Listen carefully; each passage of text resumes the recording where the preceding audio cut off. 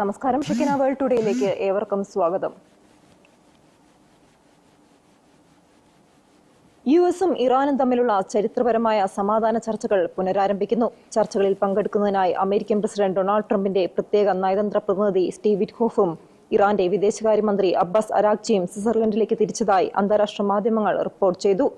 ഈ ആഴ്ച യുഎസും ഇറാനും ഒപ്പുവെച്ച 14 പ്രാഥമിക ധാരണാപത്രത്തിന്റെ തുടർച്ചയായാണ് സ്വിറ്റ്സർലൻഡിലെ കൂടിക്കാഴ്ച. അടുത്ത 60 ദിവസത്തിനുള്ളിൽ പ്രധാന തർക്കങ്ങൾക്ക് ശാശ്വത പരിഹാരം കാണാനാണ് ഇരുഭാഗവും ശ്രമിക്കുന്നത്. ഡൊണാൾഡ് ട്രംപിന്റെ മരുമകനും മുതിർന്ന ഉപദേശകനുമായ ജാരദ് കുഷ്ണർ ഇതിനോടകം തന്നെ ചർച്ചകൾക്കായി സ്വിറ്റ്സർലൻഡിൽ എത്തിയിട്ടുണ്ട്. ഉടൻ തന്നെ ഇറാന്റെ വിദേശകാര്യമന്ത്രി അബ്ബാസ് അരാഗ്ചിയും സംഘത്തിൽ ചേരുമെന്നാണ് റിപ്പോർട്ടുകൾ. ലെബനിലെ സൈനിക നടപടികളിൽ ഇസ്രായേൽ പ്രധാനമന്ത്രി ബെഞ്ചമിൻ നെതന്യാഹുവിനെ അല്പം വിവേകത്തോടെ നിയന്ത്രിക്കേണ്ടതുണ്ടെന്ന് യുഎസ് പ്രസിഡന്റ് ഡൊണാൾഡ് ട്രംപ് പ്രമുഖ മാധ്യമമായ ആക്സിയോസിന് നൽകിയ അഭിമുഖത്തിലാണ് ട്രംപിന്റെ പ്രതികരണം. താൻ പറയുന്നത് ഇസ്രായേൽ അനുസരിക്കുമെന്നും ലെബനിലെ ഇസ്രായേൽ സൈനിക നടപടികളെ നിയന്ത്രിക്കാൻ തനിക്ക് സാധിക്കുമെന്നും ട്രംപ് അവകാശപ്പെട്ടു. ഇസ്രായേലും ഹിസ്ബുള്ളയും തമ്മിൽ പുതിയ വെടിനിർത്തൽ പ്രഖ്യാപിച്ചതിന് തൊട്ടു പിന്നാലെയാണ് ട്രംപിന്റെ ഈ പ്രതികരണങ്ങൾ പുറത്തുവരുന്നത്. ബെഞ്ചമിൻ നെതന്യാഹുവുമായി നല്ല ബന്ധമാണ് ഉള്ളതെങ്കിലും ലെബനൻ വിഷയത്തിൽ അദ്ദേഹത്തെ അല്പം നിയന്ത്രണത്തോടെ വേണം മുന്നോട്ട് കൊണ്ടുപോകാനെന്നാണ് ട്രംപ് പറയുന്നത്. അമേരിക്കയുടെ സൈനിക മേധാവിത്വത്തെ എടുത്തു പറഞ്ഞ ട്രംപ് ഇസ്രായേലിന് ആവശ്യമായ ആയുധങ്ങളും B-2 ബോംബറുകളും നൽകുന്നത് യുഎസ് ആണെന്നും ഓർമ്മിപ്പിച്ചു. തന്റെ ഇടപെടലുകൾ ഇല്ലായിരുന്നുവെങ്കിൽ ഇസ്രായേൽ എന്ന രാജ്യം തന്നെ ഇല്ലാതാകുമായിരുന്നുവെന്നും ട്രംപ് അവകാശപ്പെട്ടു.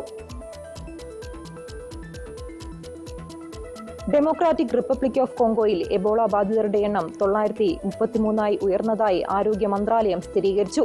രോഗബാധയെ തുടർന്ന് ഇതുവരെ 245 മരണങ്ങളാണ് റിപ്പോർട്ട് ചെയ്തിട്ടുള്ളത്. നിലവിലെ എബോള വ്യാപനം ആദ്യം റിപ്പോർട്ട് ചെയ്ത ഇത്വരി പ്രവിശ്യയിൽ നടന്ന വാർത്താ സമ്മേളനത്തിലാണ് ആരോഗ്യമന്ത്രി സാമുവൽ റോജർ കാമ്പ ഈ വിവരങ്ങൾ പുറത്തുവിട്ടത്. രോഗബാധിതരായ 80 പേർ പൂർണ്ണമായി സുഖം പ്രാപിച്ച് ചികിത്സാ കേന്ദ്രങ്ങളിൽ നിന്നും ഡിസ്ചാർജ് ചെയ്യപ്പെട്ടതായും അദ്ദേഹം വ്യക്തമാക്കി.